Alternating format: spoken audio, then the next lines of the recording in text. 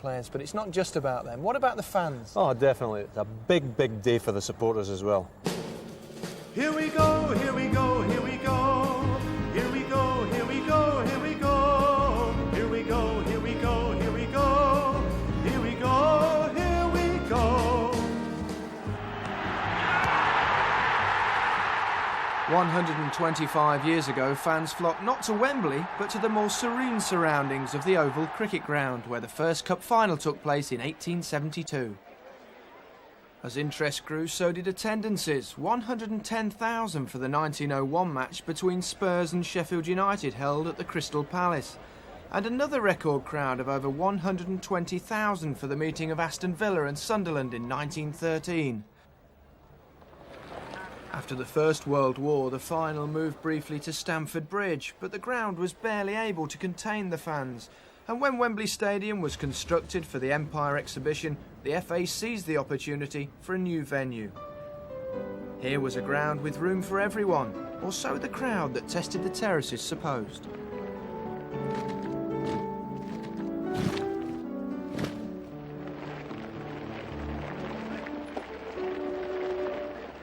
When I got out of the station at Wembley Park, I walked up Olympic Way, and it was just seething with people. And the nearer I got to the stadium, so the worse it got. And by the time I got there, the turnstiles had been closed. And I saw a big sort of gate or door, and people started to gather around it, and they started pushing it. I was stuck in the middle of it and couldn't get out even when I tried. And eventually it burst open, and we all found ourselves right on the pitch. To be honest, I thought it was my lot. And I was only a young man then. I couldn't see me getting out, and then everybody started scrambling, invading the pitch, so I went with them. There was a lot of mythical things said about it, because the press seemed to keep on about the white horse. Other horses were helping just as much. You couldn't clear a pitch with one horse, could you? A football match, to put it mildly, the whole thing was a bloody shambles. Who knows how many thousands thronged the touchlines that day in 1923. Those that did saw Davy Jack score the first ever Wembley goal. Bolton beat West Ham 2-0, sparking a different kind of pitch invasion before George V presented the trophy. One. Going to drop it in the middle of the goal. There it goes. Slap in the middle of the goal. 7. Going away. 8. In 1927, with the advent of radio, the first armchair fans followed the game with the aid of numbered squares printed in the Radio Times. Crash on the run. Square 2. Go kick. Those lucky enough to be there saw the cup leave England for the only time. Cardiff City beat Arsenal, courtesy of a bizarre goal pushed into his own net by Arsenal's Welsh keeper Dan Lewis. He fumbled the ball and it looks as if it did slip off his body. The Arsenal say that he had a brand new shirt on, and that was the trouble. The ball slipped off the new material, and from that day to this they never wear a new shirt, Arsenal, when they play. Their goalkeeper plays in any cup final. Television coverage arrived in 1938 and just 10,000 viewers waited until the last minute of extra time for a dramatic climax. Finally beat it. Preston inside left gets it. Passes it back to O'Donnell, who's coming too much, who's got it on the edge of the penalty area. He tries to shoot and he's tripped. And there is a penalty. The trainer came on and he was rubbing me down. He says, "How are you feeling, George?"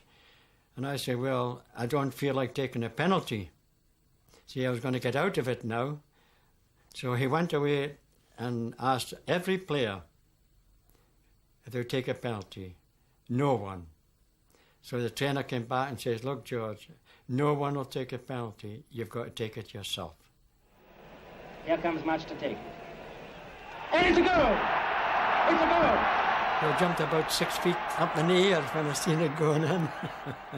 It was good old George, good old, and I was only a young man. But there it was a happy day for me. I'll never forget it. No, never.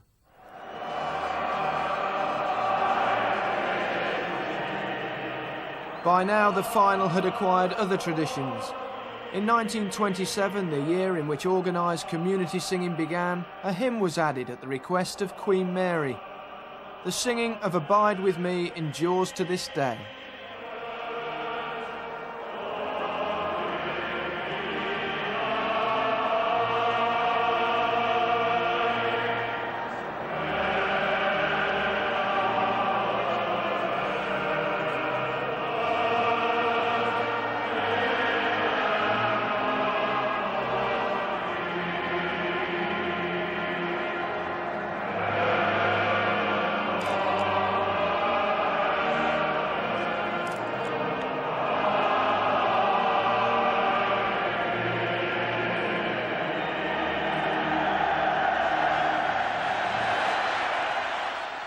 Wembley guarantees emotion. Never more so than in 1989, the aftermath of Hillsborough.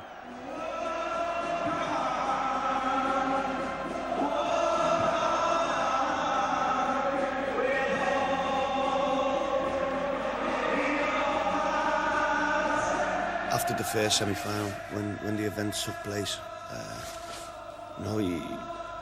football came a little bit irrelevant. Didn't really think about it, to be honest.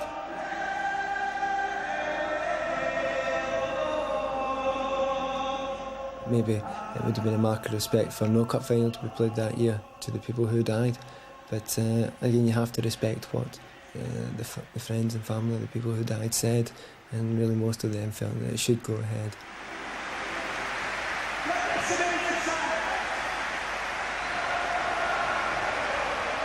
We wanted to win it for the families of the bereaved. They were the most important thing from the day, really. And the fans were tremendous. Even the Everton fans were absolutely tremendous. About the whole thing. Even when we won, they said, it couldn't have been any better, really. They behaved impeccably on the way down, while they were in London, during the game. And the way they sang during the game and before the game, and the togetherness, it couldn't have been done in a better way. Sometimes in football, you have a minute's silence now and again, and you're a wee bit embarrassed because there's a bit of shouting. But the way that the people reacted to it, it couldn't have been better. Quite simply, that city couldn't have acted better in a more noble way, in a more honourable way, and in a more thoughtful way than they did. In the wake of the tragedy, fences disappeared from Wembley and the ground became all-seated.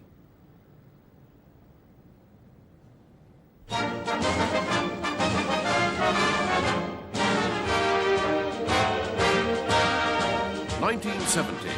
The stage is set for a good old-fashioned north-south ding-dong. The gritty Yorkshiremen of Leeds United meet those swinging Londoners from Chelsea. We're all together, and winning is our aim. The Chelsea players was like the Beatles, if you like, long hair and, down round Chelsea, and that completely different. It was called Ellen Road as opposed to King's Road, it's slightly different, isn't it? You had the cloth cap blokes up there, and you had tie-dye shirts down in the King's Road. And it's a goal! It's a goal! I think it's Charlton. Houseman, Buick scored! Madeley to Gray, Clark on the left wing. Clark and Jones have moved to create a gap in the middle. A wonderful save by Benetti. So once again, Gray's torturing Webb. I think David might have had nightmares on the Saturday night, thinking about Eddie Gray. Oh, we absolutely terrorised him. Gray. Oh, he's hit the bar! You had quite a battle with Eddie Gray. I didn't have a battle. I never got close enough to have a battle with him. It was one of those things that I'd gone out there with a completely the wrong attitude. I'd gone to enjoy it, and he went there, and like they did, they went to play the game. Remner to Giles. Clark, it's hit the post! A goal, Jones! Jones has done it! 5 minutes between Leeds and the Cup. Hutchinson, a goal! When I looked to that game, really, we totally outplayed them, and we were hitting crossbars and missing chances. And when we looked at it after the game, we just couldn't believe that we'd go off the park and it was a draw. So, for the first time in 58 years, it's a cup final replay. Old Trafford is the venue. Once again, Leeds take an early lead. Mick Jones scores a fine goal. We swapped Webby over and put him in the middle, where he was much more at home there, Davey, because he had Clark and Jones. So Dempsey and Webby marked them, and Chopper marked Eddie Gray in no uncertain terms. Webb to Jones. To Gray. Gray brought down by Harris, and Harris has caught him behind that left knee. And you never saw Eddie Gray again, so that was the match winner for us, really. It was Chopper, really. That was quite a fierce match at Old Trafford. Oh, It was played today, they'd be 8-a-side. Osgood. That's Cook who suddenly sprinted away. And Osgood and Bremner. And, Hutchinson right into Bremner. There was no excuse for that. Charlton. And, Charlton right at Osgood. And it's Bremner for Leeds and brought down by Cook. And certainly nobody's loving anybody in this game. I mean, I feel that they bullied us out of that game, which was most unusual for Leeds, because we could usually cope with most situations. Cook. And Osgood. Brilliantly scored by Osgood. Ran beautifully off the ball.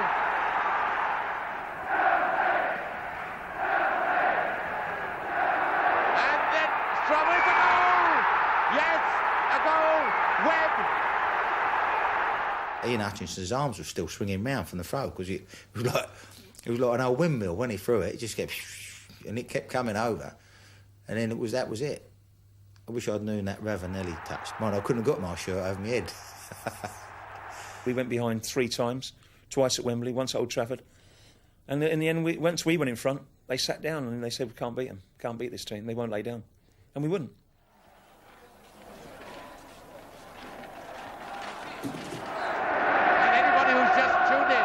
Leeds United haven't won the cup. These are the Chelsea players who swapped shirts. Well, that's what it's all about. To come here and win the cup final is probably the ultimate. Fantastic memories for me. 86 and 89, magic. What about 88, Wimbledon? We're gonna win the cup, we're gonna win the cup, and now you're gonna believe us, and now you're gonna believe us, and now you're gonna believe us. We're gonna win the cup. More of Alan's embarrassment later. In fact, huge upsets were happening by the turn of the century. Non-league Spurs surprised powerful Sheffield United, who boasted legendary goalkeeper 22-stone Fatty Fook. They call it the Monkey Gland Final. Wolverhampton Wanderers meet Portsmouth. Wolves, reported to have monkey gland injections, are hot favourites. I never heard of monkey gland while I went to Wolverhampton. And we started having a nail up the backside, so... But whether it did you any good or not, I don't know. In February that year, Bert Barlow joined Portsmouth from Wolves. He told his new club about the injections.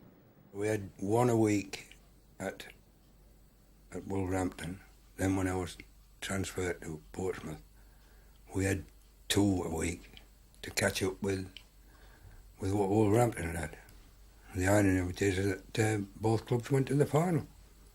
The monkey gland that they were talking about, it was a big nonsense. That was the biggest card trick you've ever come across. Whatever the truth, there'd never been hotter favourites than Cullis's Wolves. Somebody had said, "Oh well, of course this match it won't be worth watching, really," you know, as if we were so invincible that that we could dismiss Portsmouth or anybody else. Guthrie to Morgan, and Morgan with another high one. He's a very dour player from Dundee, Morgan is. Tries to hit it to Barlow, and Barlow gets it finally. And Portsmouth have scored! A most unexpected score. It goes to Barlow, who shot from just the edge of the penalty area and left the Wolves goalkeeper absolutely no chance. This ball come loose, and I just smacked it, and in it went, and that was it. We were on his way. Portsmouth put 4 past the 5-1 on favourites as the Wolves' defence had a dreadful day. No one could believe it, not even the Pompey fans. Even I did a bit of a jump in the air with excitement, and that is not often I did anything like that. The only thing that I really heard was the Portsmouth supporters when they together were singing, "Play up, Pompey, Pompey, play up." When one could hear that, that came out loud and clear. Pompey supporters are frightfully jubilant. As well they may. Here go the famous Pompey chants, "Play up, Pompey." Wolves' autocratic manager Major Buckley was deeply embarrassed by the result. On the way to Wolverhampton, he got off halfway because he didn't want the public to see him get off at Wolverhampton. They were all waiting for him, and some of these hooligans that shout at matches, they were probably ready to give him a real dusting over. Portsmouth held the trophy for 7 dark years while the nation fought a more serious contest.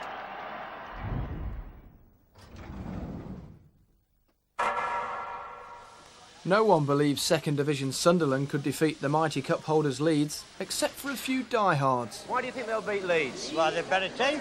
Yeah? Younger lads, Better team. stronger. You don't rate Leeds? Not really, though. We're sick of Leeds, man.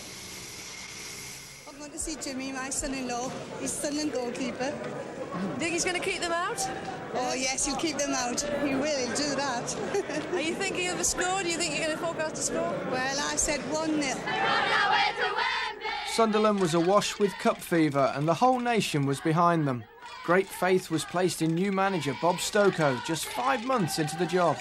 Wembley bound now. Wembley bound, Paul, yeah. We were hot favourites to beat Sunderland. I mean, I remember in the semi-final when we won our game at Sheffield, we beat Birmingham, and we heard that Sunderland had beat Arsenal. You know, we thought it was a formality. I think Don was aware that probably one or two of us, myself included, was going into that game with a little bit of a casual attitude. Well, are we going to see a real exhibition, do you think? I think so. I think if we can score an early goal, I think we'll put a performance like you've never seen before. Brenda. Montgomery. This is Cherry. Clark with room. And he wanted too much time. Greeny's wide, but he ignored him. Clark. And the challenge was good enough by Watson. If it had been a boxing match, the referee would have stopped the contest at half-time on chances alone and one-way traffic. Hughes with the kick. Porterfield! He scored with his right foot, which was something we were very grateful for, because he could paint, he could shave, he could do anything with his left one, but the right one was just for standing on. Back in Sunderland, the town went mad.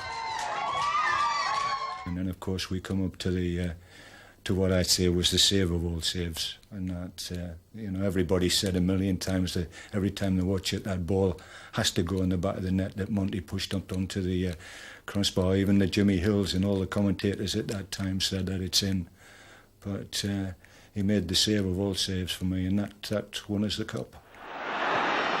Leeds are really pushing forward. Cherry, brilliant save, and Lorimer makes it 1-1. No, astonishing. I hit the ball as well as I could ever hope to hit it, and if I was in the same position, I'd want to hit it just as well. But unfortunately, Jim had thrown himself off the floor, and it came off his arm onto the crossbar, down, and it came out. But at the time, you didn't realise the importance of it.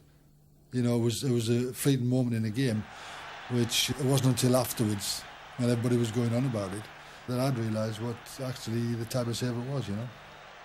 We could have been playing there to 12 o'clock at night, and I don't think we would have scored, because we played very well on the occasion, but it just wasn't good enough to win the cup.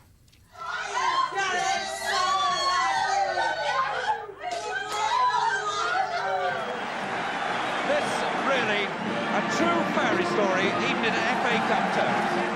And I went to thank Monty. That to a certain extent was his cup.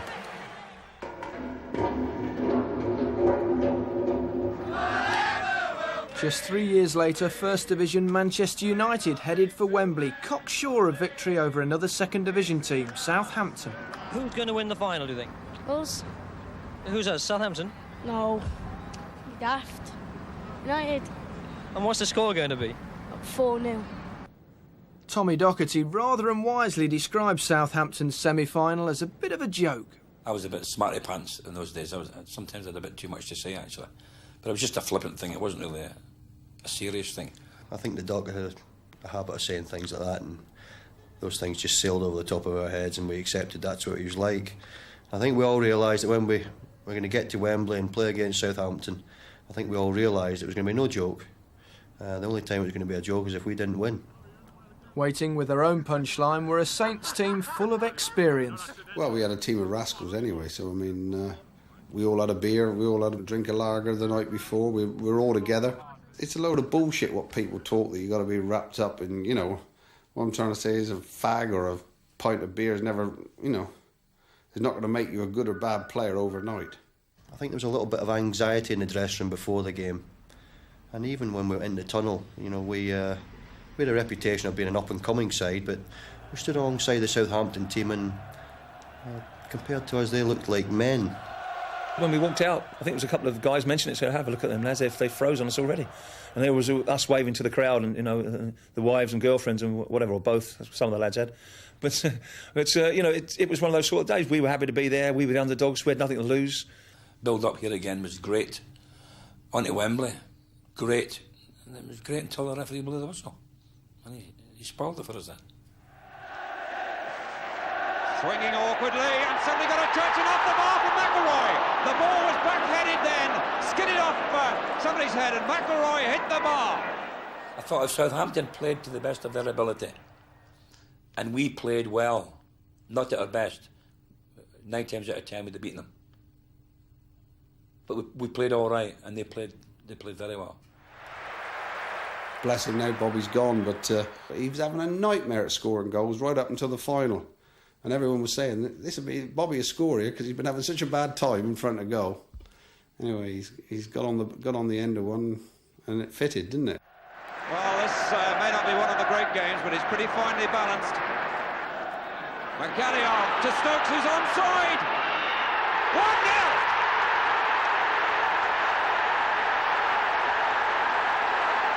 Southampton go mad.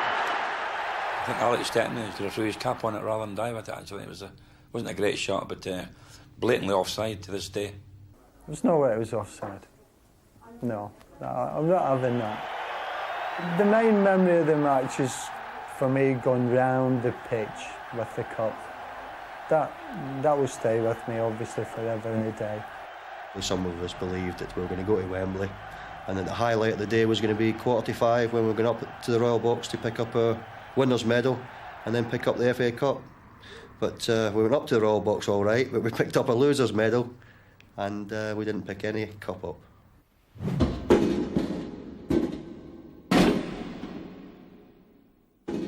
The last second division team to spring a surprise were West Ham. The victims were Arsenal. Oh, Devonshire's round the back. Oh, right across, it's free. Driven in, and is it a goal? It is. Trevor Brooking, the ball ricocheted in off him, and West Ham are in front. Trevor Brooking? It's one of the things I've got to live with the rest of my life. Can you imagine? I mean, I love the man dearly, but to be beaten by a Trevor Brooking header. Oh, some people have got to carry some burdens in this world. That will probably be mine.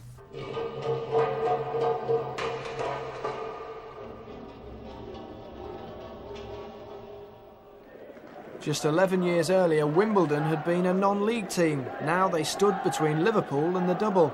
The crazy gang began hostilities in the tunnel. We were sort of looking across at them to sort of, see their reactions to that. They wouldn't look us in the eye, they were looking down, they were bouncing the ball, the football's about. They would do anything but look us in the eye, and all of a sudden, a shout went up and, let's get into them. And you could see them think, there's something going to happen here today. At that moment, we could see the fear come into their eyes. No, it's just the Wimbledon lads, the way they are, the way trying to seg us out or whatever. But no, we just laughed it off. No. We're too long in the tooth for that, really. I don't think that any footballer is really going to be afraid of another footballer because he's shouting or headbutting the wall or anything like that, particularly a team as accomplished as Liverpool was and is. So, we don't get in, I don't think any team is really intimidated by that. If a team's intimidated by that, there's a fault in that team. He's walking very quickly. I turned to him and says, Kenny, would you mind slowing this walk down? I says, because I am with a poor team. I might not ever come back to Wembley as a manager, and I want to make this walk last as long as possible till we get over to the introduction to Princess Di. And he looked at me and he smiled, and we slowed the walk down. And going through and introducing her to all the lads, and it's always one of those things. What did she say? I said, well, she did ask me for a date, but I couldn't do it at the time. Look at this, kids, he threw. Yes, he was caught. Russell's gone. The referee will have to pull it back. He's already given the foul by Andy Thorne. Beardsley distressed because he thought with an advantage played, well, it would have been a goal, wouldn't it? And Wimbledon may well thrive on a free kick in this position. Wise will obviously take it. Sanchez, Cork, Young and Fashanu in there. And Sanchez was in there, and that's a goal for Wimbledon. Laurie Sanchez. We were 1-0 up all of a sudden. You think, bloody hell, we're leading the cup final. I remember talking to Corky afterwards on the bus back to the hotel. He said, your celebration was crap. All the pictures you see of me celebrating, I've got this Dennis Wise clung to me, his legs up round my waist and that, and his back of his head covering my face, so there aren't too many good pictures of me celebrating. There is Aldridge, Beardsley, well, he might score here. Penalty. Good year on Aldridge. Wimbledon protest at the decision, and here we have high drama because Aldridge is the penalty taker, and never has a penalty been missed in the FA Cup final at Wembley. The lad done a great tackle. I fell over his legs, to be fair. I'd just gone over. I was very surprised to see the referee give a penalty because it wasn't a penalty. The players have been fairly abusive to him. Sledging, I think Australians call it. Swearing and you're going to miss, and you know, look at all these people you're going to miss in front of, and you're going, Ian Rush is coming back and all that. So, I mean, just the usual banter. I felt that if the keeper stood still, then he'd put it to my left, and I'd seen him do that. Besson thinks that the kick might go to his left or the right as we look if Aldridge decides to go the same way as in the semi-final. He did, and he saved it and made history. I think it was a matter of just having a few drinks and trying to forget about it, personally, which worked until the next morning. Then you got to face up to it again. And personally, I took a lot on my shoulders when I look back on it, you know, for quite a long time. The crazy gang have beaten the Culture Club. One of the great cut shots of all time. I suppose my son says to me, Dad, you know, what did you ever do in your career? You can say, well, I scored a winning goal in the cup final.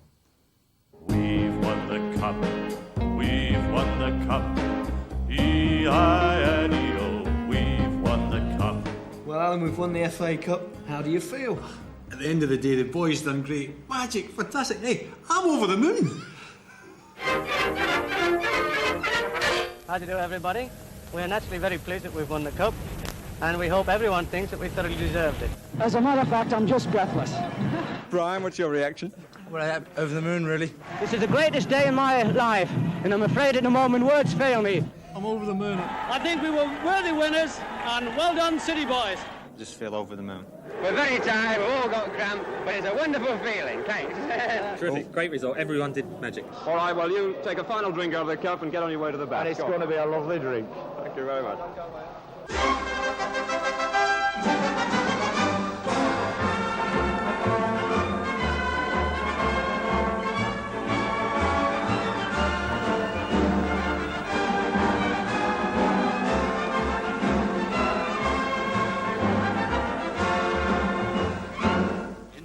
Station come the conquering FA Cup heroes, the boys who won in the last minute of that extraordinary 2-hour fight at Wembley.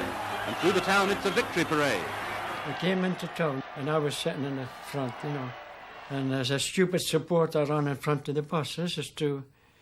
And I slid right off the top of the bus, and I hit the radiator, you know, the thing, the engine, and landed in the street.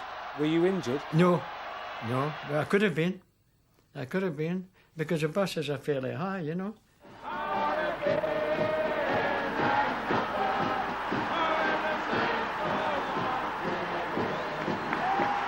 That FA Cup win for Southampton was like a shot in the arm. Everyone was out. You know, women, children, old men cheering, shouting. It brings everyone together. What other sport can do that? We should do away with politicians and just have football, you know. He doesn't sink in until the next day, sort of thing, when we got back to London. There was the old age pensioners in their full regalia, all the gear on, and and crying, you know, old Chelsea pensioners crying, and that's when it brought it home to me that we won the FA Cup. I had it overnight. One night, I went and collected it, and then they asked us if we wanted a drink afterwards. We had a couple of drinks and had one too many, I think. Come back and I thought I'd lost the cup. I asked my missus when I woke next morning, have you seen the cup? I went and looked in the car. She said, well, where did you put it? I said, I can't remember. But we found it in the finish. I went back to the flat I was living at in Wimbledon, and I was in the flat on my own, and I was concerned, where do I put the FA Cup this night? Do I leave it in the lounge? Do I leave it in the kitchen? If anybody gets in and sees the FA Cup, will they pinch it? Whatever. In my wisdom, I decided to put the FA Cup in bed with me. So that night, in London, I slept with the FA Cup.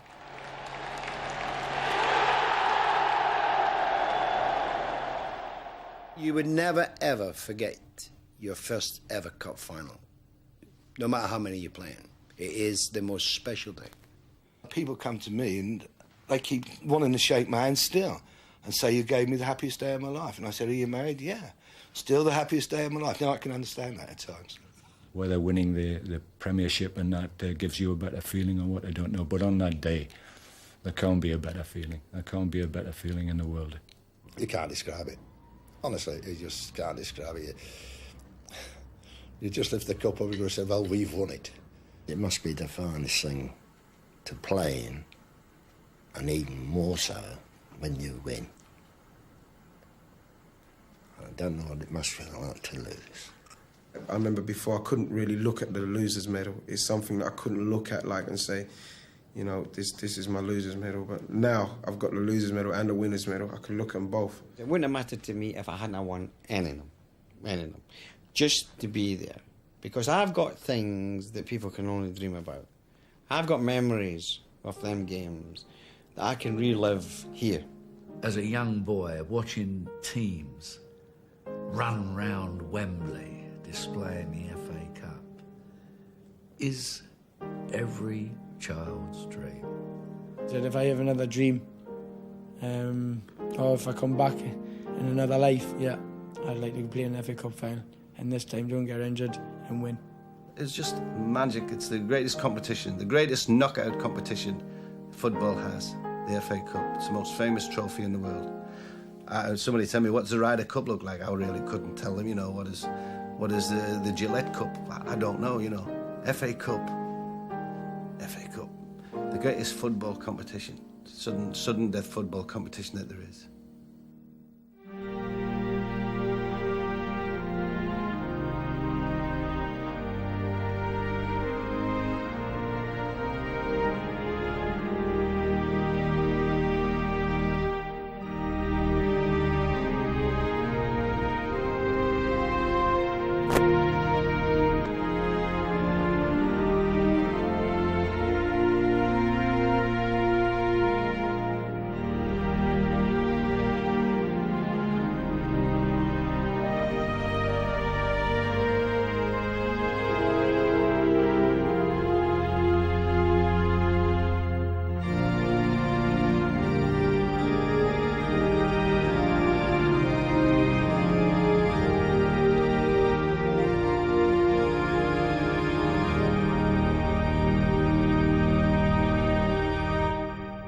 Tomorrow, Chelsea versus Middlesbrough.